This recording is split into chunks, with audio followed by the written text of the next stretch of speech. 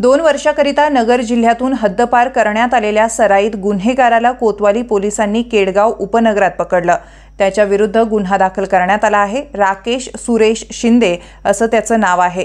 नगर जिल्ह्यातून 2 वर्षाकरिता हद्दपार करण्यात आलेला सराईत गुन्हेगार राकेश शिंदे हा केडगाव देवी परिसरात फिरत असल्याबाबत पोलीस निरीक्षक प्रताप दराडे यांना माहिती मिळाली होती। त्यांनी तात्काळ गुन्हे शोध पथकाचे अंमलदार यांना बोलून सदर हद्दपार गुन्हेगाराला शोधून त्याला ताब्यात घेण्याच्या सूचना दिल्या। पथकाने शिंदे याचा केडगाव परिसरात शोध घेऊन त्याला ताब्यात घेतलं। त्याच्या विरुद्ध कोतवाली पोलीस ठाण्यात गंभीर गुन्हे दाखल आहेत।